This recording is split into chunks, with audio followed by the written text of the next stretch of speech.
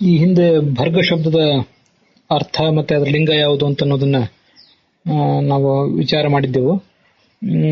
ಆ ಗಾಯತ್ರಿ ಮಂತ್ರದ ಒಟ್ಟಾರೆ ಅನ್ವಯ ಏನಾಗ್ತದೆ ಅಂತ ಅನ್ನೋದನ್ನು ಕೂಡ ನಾನು ಬರೆದು ಕಳಿಸ್ಬೇಕು ಅಂತ ಅನ್ಕೊಂಡಿದ್ದೆ.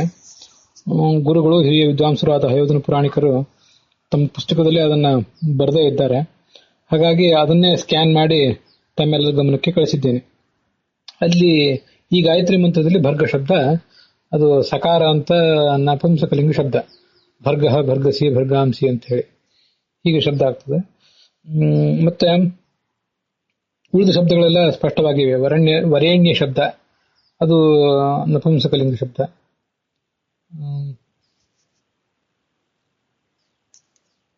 ರೂಪಂ ಅನ್ನೋದಕ್ಕೆ ವಿಶೇಷಣ ಆದ್ರಿಂದ ಭಗವಂತನ ರೂಪ ಅನ್ನುವ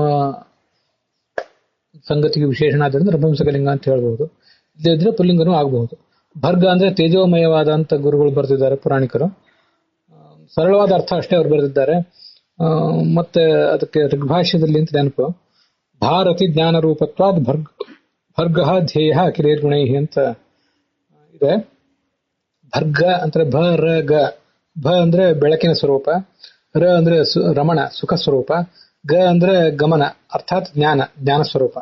ಹೀಗೆ ಬೆಳಕು, ಸುಖ, ಜ್ಞಾನ ಇವುಗಳ ಸ್ವರೂಪನಾದ್ರಿಂದ ಅವನಿಗೆ ಭರ್ಗ ಅನ್ನುವ ಹೆಸರನ್ನ ಹೇಳ್ತಾರೆ ಶಾಸ್ತ್ರದಲ್ಲಿ.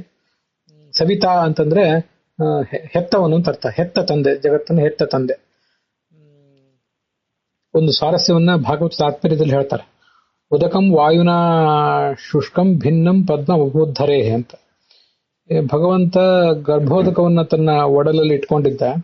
ಅದು ವಾಯುವಿನ ಕಾರಣದಿಂದಾಗಿ ಆ ನೀರು ಒಣಗಿ ಅದು ಪದ್ಮದ ರೂಪ ತಾಳಿ ಅವನ ನಾಭಿಯಿಂದ ಹೊರಗೆ ಬಂತು ಅಂತ. ಹೀಗೆ ಒಂದು ಸ್ತ್ರೀಯ ಗರ್ಭದಿಂದ ಶಿಶು ಹೊರಗೆ ಬಂದಂತೆ ಈ ಪದ್ಮವೂ ಕೂಡ ಪರಮಾತ್ಮನ ನಾಭಿ ಕಮಲದಿಂದ ಹೊರಗೆ ಬಂತು ಅಂತ ಭಾಗವತ ತಾತ್ಪರ್ಯ ಹೇಳ್ತದೆ. ಈ ದೃಷ್ಟಿಯಿಂದ ಭಗವಂತ ಸವಿತಾ, ಜಗತ್ತನ್ನ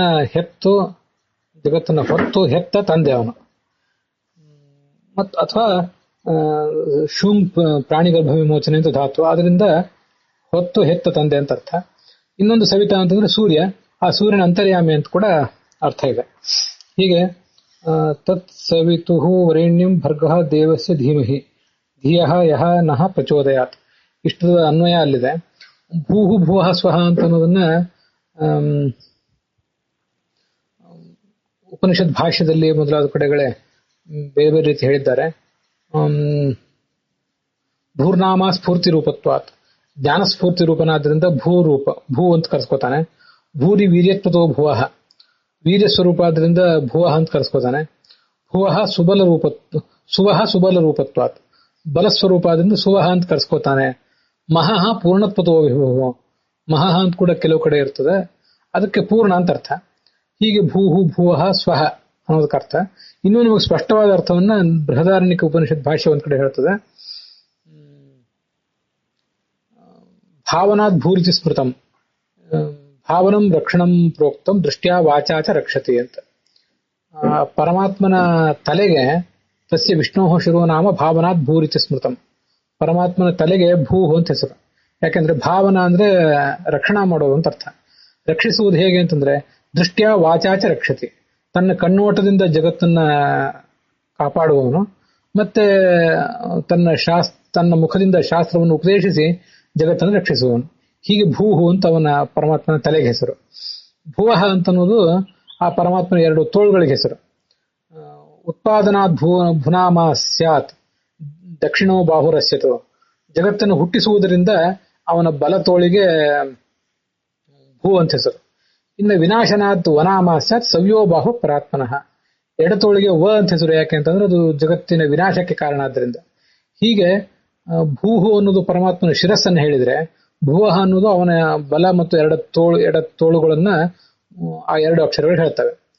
ಸ್ವಿತ್ಯಾನಂದ ಸಮುದ್ದಿಷ್ಟ ವರಿತಿ ಜ್ಞಾನ ಮುಚ್ಯತೆ ಮುಕ್ತಿದಾನೇನ ತಜ್ಞಾನಾತ್ ಸುವರಸ್ಯ ಪದದ್ವಯಂ ಅಂತ ಇದು ಇನ್ನೊಂದು. ಸು ಅಂತ ಅಂದ್ರೆ ಆನಂದ, ವ ಅಂದ್ರೆ ಜ್ಞಾನ. ಹೀಗೆ ಆನಂದ ಮತ್ತು ಜ್ಞಾನಗಳನ್ನ ಮುಕ್ತಿಯಲ್ಲಿ ನಮಗೆ ಕೊಡುವವನಾದ್ರಿಂದ ಆ ಪರಮಾತ್ಮನ ಎರಡು ಪಾದ ಕಮಲಗಳಿಗೆ ಸುವ ಅಂತ ಕರೀತಾರೆ. ಹೀಗೆ ಭೂಹು ಭುವಃ ಸ್ವಹ ಅಂತ ಅನ್ನೋದಕ್ಕೆ ಅರ್ಥ ಇದೆ. ಇದು ವ್ಯಾಹೃತಿಗಳ ಅರ್ಥ ಆಯ್ತು. ಇನ್ನು ಉಳಿದ ಶಬ್ದಗಳ ಅರ್ಥ ಅಂತೂ ಅಲ್ಲಿದ್ದೇ ಇದೆ, ಅದನ್ನ ತಾವೆಲ್ಲ ನೋಡಿ ಇದ್ದೀರಿ. ಇನ್ನಲ್ಲಿ ಚೋದಯಾತ್, ಪ್ರಚೋದಯಾತ್ ಮತ್ತು ಧೀಮಹಿ ಅಂತ ಎರಡಿವೆ. ಅದ್ರ ಬಗ್ಗೆ ಒಂದು ಸ್ವಲ್ಪ ಜಿಜ್ಞಾಸೆ ಮಾಡಿ ಈ ಭಾಗವನ್ನು ಮುಗಿಸ್ತೇನೆ. ಚೋದಯಾತ್ ಅನ್ನೋದು ಚುದ ಸಂಚೋದನೆ ಧಾತುವಿನ ವಿಧಿಲಿಂಗ ಲಕಾರದಲ್ಲಿ ಪ್ರಥಮ ಪುರುಷ ಏಕವಚನ ಚೋದಯೇತ್ ಅಂತ ಆಗ್ತದೆ. ಆಶೀರ್ಲಿಂಗ ಲಕಾರದಲ್ಲಿ ಚೋದ್ಯಾತ್ ಅಂತ ಆಗ್ತದೆ. ಆದ್ರೆ ಚೋದಯಾತ್ ಅಂತ, ಚೋದಯಾತ್ 4 ಅಕ್ಷರಗಳ ರೂಪ ಈ ಆಶೀರ್ಲಿಂಗ ಲಕಾರದಲ್ಲಿ ಆಗೋದಿಲ್ಲ. ಅದಕ್ಕೆ ಹಿರಿಯ ವಿದ್ವಾಂಸರು ಗುರುಗಳಾದ ಗೋವಿಂದಾಚಾರ್ಯರು ಇದು ಪ್ರಾರ್ಥನೆ, ವಿಧಿಲಿಂಗ ಲಕಾರದ ಪ್ರಾರ್ಥನೆ, ಆಶೀರ್ಲಿಂಗ ಲಕಾರದ ಆಶೀರ್ವಾದ, ಇವೆರಡರ ಸಂಗಮ ರೂಪವಾಗಿ ಚೋದಯಾತ್ ಅಂತಿದೆ. ವಿಧಿಲಿಂಗ ಲಕಾರ ಮತ್ತು ಆಶೀರ್ಲಿಂಗ ಲಕಾರಗಳ ಸಂಗಮ ಎನ್ನುವ ಅರ್ಥದಲ್ಲಿ ಚೋದಯಾತ್ ಅಂತಿದೆ ಅಂತ ಹೇಳಿದ್ದಾರೆ. ಇದು ಪ್ರಚೋದಯಾತ್ ಅನ್ನೋದಕ್ಕೆ ಒಂದು ವಿಶೇಷಣ ಆಯ್ತು. ಇವತ್ತು ನಾವು ಈಗ ನೋಡಿದ್ದೇನಿದೆ ಇದು ಗಾಯತ್ರಿ ಮಂತ್ರದ ವಿಶ್ಲೇಷಣೆಯೂ ಆಯಿತು, ಮತ್ತೆ ಅಲ್ಲಿರುವಂತಹ ವ್ಯಾಕರಣಾಂಶದ ವಿಶ್ಲೇಷಣೆ ಕೂಡ ಆಯಿತು. ಮುಂದೆ ಅಲ್ಲಿ ಧೀಮಹಿ ಅಂತಿದೆ, ಆ ಧೀಮಹಿ ಅಂತ ಅನ್ನೋದ್ರದ್ದು ಕೂಡ ನಾವೀಗ ವಿಶ್ಲೇಷಣೆ ಮಾಡಬೇಕಾಗಿದೆ. ಧ್ಯೈ ಚಿಂತಾಯಾಮ್ ಧಾತುವೆಂದು ಪರಸ್ಮೈ ಪದ, ಅದೀಗ ಪರಸ್ಮೈ ಪದದಲ್ಲಿ ಮಾತ್ರ ಬಳಕೆಯಲ್ಲಿದೆ. ಆತ್ಮನೇ ಪದದಲ್ಲಿಯೂ ಕೂಡ ಅದನ್ನು ಬಳಸಿದರೆ ಎಲ್ಲ ಧಾತುಗಳು ಆತ್ಮನೇ ಪದದಲ್ಲಿ ಬಳಕೆ ಆಗ್ತವೆ ಅನ್ನುವ ಸೌಲಭ್ಯವನ್ನ ನಾವಿಟ್ಕೊಂಡು ಆತ್ಮನೇ ಪದದಲ್ಲಿಯೂ ಧ್ಯೈ ಚಿಂತಾಯಾಮ್ ಧಾತುವನ್ನು ಬಳಸಿದರೆ ಉತ್ತಮ ಪುರುಷ ಬಹುವಚನ ರೂಪ ವಿಧಿಲಿಂಗ ಲಕಾರದಲ್ಲಿ ಧ್ಯಾಯೇ ಮಹಿ ಅಂತ ಆಗ್ಬೇಕು. ಹಾಗೆ ಆಶೀರ್ಲಿಂಗ್ ಲಕಾರದಲ್ಲಿ ಧ್ಯಾಯಿ ಶ್ರೀ ಮಹಿ ಅಂತ ಆಗ್ಬೇಕು. ಧೀಮಹಿ ಎನ್ನುವ ಲಕಾರ ಮಾತ್ರ, ಎನ್ನುವ ಪ್ರಯೋಗ ಮಾತ್ರ ಯಾವ ಲಕಾರದಲ್ಲೂ ಕೂಡ ಕಾಣಿಸೋದಿಲ್ಲ. ಆದ್ರೆ ಇದನ್ನು ಕೂಡ ಪ್ರಚೋದಯಾತ್ ಅಂತ ಏನು ಹಿಂದೆ ನೋಡಿದ್ವಲ್ಲ, ಹಾಗೆ ಇದು ಕೂಡ ವಿಧಿಲಿಂಗ ಲಕಾರ ಮತ್ತು ಆಶೀರ್ಲಿಂಗ ಲಕಾರಗಳ ಸಂಗಮ ರೂಪ ಅಂತ ಭಾವಿಸಬಹುದು. ನಾವು ಧ್ಯಾನಿಸುವಂತಾಗಲಿ ಅಂತ ನಾವೆಲ್ಲರೂ ಮಾಡಬಹುದಾದ ಒಂದು ಪ್ರಾರ್ಥನೆ, ಅಥವಾ ನಮಗೆಲ್ಲರಿಗೂ ಗುರು ಹಿರಿಯರು ಮಾಡಬಹುದಾದಂತಹ ಆಶೀರ್ವಾದ, ಇವೆರಡೂ ಕೂಡ ಈ ಪದಗಳಿಂದ ಹೊರಹೊಮ್ಮುತ್ತವೆ. ಇದನ್ನು ಆಚಾರ್ಯ ಬನ್ನಂಜೆ ಗೋವಿಂದ ಪಂಡಿತಾಚಾರ್ಯರು ತಿಳಿಸಿದ್ದಾರೆ. ಇದನ್ನೆಲ್ಲ ನೋಡಿದ ಮೇಲೆ ನನಗೊಂದು ಅದನ್ನ ವಿಸ್ತರಿಸಿ ವಿಶ್ಲೇಷಿಸಬಹುದು ಅಂತ ಕಾಣಿಸ್ತು. ಧೀ ಧಾರಣೆ ಅಂತ ಮತ್ತೊಂದು ಧಾತು ಇದೆ. ಧ್ಯೈ ಚಿಂತಾಯಂ ಧಾತುವಿನ ಸಂಖ್ಯೆ 908, ಧೀ ಧಾರಣೆ ಧಾತುವಿನ ಸಂಖ್ಯೆ 1416, 1406. ಅದು ಪರಸ್ಮೈಪದಿ ಧಾತು. ಅದನ್ನು ಆತ್ಮನೇ ಪದದಲ್ಲಿಯೂ ಕೂಡ ನಾವು ಪ್ರಯೋಗಿಸಿದರೆ ವಿಧಿಲಿಂಗ ಲಕಾರದಲ್ಲಿ ಧಿಯೇ ಮಹಿ ಅಂತ ಆಗ್ಬೇಕು, ಮತ್ತೆ ಆಶೀರ್ಲಿಂಗ ಲಕಾರದಲ್ಲಿ ಧ್ಯಾಯಿ ಶ್ರೀ ಮಹಿ ಅಂತ ಆಗ್ಬೇಕು. ಅಲ್ಲಿ ನಡುವಿನ ಮಹಿ ಅಂತ ಅನ್ನೋದನ್ನ ಬಿಟ್ರೆ ಈ ಧಿಯೇ ಮಹಿ ಅಂತ ಹೀಗಿದೆಯಲ್ಲ, ಧ್ಯಾಯಿ ಶ್ರೀ ಮಹಿ ಅಂತ ಹೀಗಿದೆಯಲ್ಲ, ಇಲ್ಲಿದೆಯಲ್ಲ, ಧೀ ಅನ್ನುವ ಮೊದಲೊಂದಂತೂ ಧೀ ಅಂತಿದೆ ವಿಧಿಲಿಂಗ ಲಕಾರದಲ್ಲಿ, ಅಲ್ಲಿರುವ ಧೀ ಅನ್ನು ತಗೊಳ್ಳೋಣ. ಮತ್ತೆ ಕೊನೆಗೆ ಮಹಿ ಅಂತಿದೆ, ಆ ಮಹಿ ಅಂತ ಅನ್ನೋದೊಂದನ್ನು ತಗೊಂಡ್ಬಿಟ್ರೆ ಧಿಮಹಿ ಅಂತ ಆಗ್ತದೆ. ಅದಕ್ಕೆ ದೀರ್ಘ ಸ್ವೀಕಾರ ಮಾಡೋಣ, ದೀರ್ಘವನ್ನು ಸ್ವೀಕಾರ ಮಾಡಿಬಿಟ್ರೆ ಧೀಮಹಿ ಅಂತ ಆಗ್ತದೆ. ಪರಮಾತ್ಮನ ರೂಪವನ್ನು ನಾವು ದೀರ್ಘವಾಗಿ ಮನಸ್ಸಿನಲ್ಲಿ ಧಾರಣೆ ಮಾಡೋಣ ಅಂತ ಅದಕ್ಕೆ ಅರ್ಥ ಆಗ್ತದೆ, ಅಧಿಕವಾದ ಧ್ಯಾನ ಎಂಬ ಅರ್ಥದಲ್ಲಿ. ಈಗ ಅದನ್ನು ಕೂಡ ನಾವು ಹಿಂದೆ ಅನೇಕ ಬಾರಿ ನೋಡಿದ್ದೇವೆ. ಮೂಲದಲ್ಲಿ ವಸ್ತುತಃ ಕ್ರಿಯಾಪದ ಹ್ರಸ್ವವಾಗಿದೆ, ಆದ್ರೆ ಅದನ್ನು ದೀರ್ಘವಾಗಿ ಬಳಕೆ ಮಾಡಿದ್ರೆ ಅಧಿಕ ಅಂತ ಅರ್ಥ, ಕ್ರಿಯೆ ಬಹಳ ಅಧಿಕವಾಗಿದೆ ಅಂತ ಅರ್ಥ. ಇನ್ನ ವಸ್ತುತಃ ಕ್ರಿಯಾಪದವೋ ಮತ್ತೊಂದು ಯಾವುದೋ ಒಂದು ದೀರ್ಘವೇ ಆಗಿದೆ, ಅದನ್ನು ಹ್ರಸ್ವವಾಗಿ ಪ್ರಯೋಗ ಮಾಡಿದ್ರೆ ಆ ಮಾಡುವ ಕ್ರಿಯೆಯಲ್ಲಿ ಸ್ವಲ್ಪ ಏನೋ ನ್ಯೂನತೆ ಇದೆ ಅಂತ ಅರ್ಥ.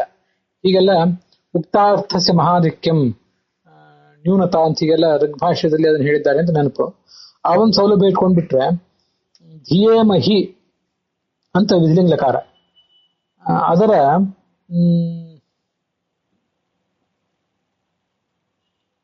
ಅಧಿಕವಾದ ಧ್ಯಾನ ಅನ್ನುವ ಅರ್ಥದಲ್ಲಿ ಧೀಮಹಿ ಅಂತ ಹೀಗೆ ಪ್ರಯೋಗ ಮಾಡಬಹುದು ಅಂತ ನಂದೊಂದು ಆಲೋಚನೆ ಇದೆ. ಪರಮಾತ್ಮನ ರೂಪವನ್ನು ದೀರ್ಘಕಾಲ ನಾವು ಮನಸ್ಸಿನಲ್ಲಿ ಧಾರಣೆ ಮಾಡೋಣ ಅಂತ ಹೀಗೆ ಅರ್ಥ ಆಗ್ತದೆ. ಇದನ್ನು ಕೂಡ ತಾವೆಲ್ಲರೂ ಆಲೋಚನೆ ಮಾಡಿ ನೋಡಬೇಕು. ಇದ್ರ ಜೊತೆಗೆ ಸ್ತ್ರೀಯರು ಗಾಯತ್ರಿ ಮಂತ್ರವನ್ನು ಏನು ಹೇಳ್ತಾರೆ ಅದನ್ನು ಕೂಡ ಒಂದು ಫೋಟೋ ರೂಪದಲ್ಲಿ ಹಿಂದೆ ಸಗ್ರಿಯಾಚಾರ್ಯರು ತತ್ವವಾದದಲ್ಲಿ ಅದನ್ನ ಒಂದು ಲೇಖನ ಬರೆದಿದ್ರು.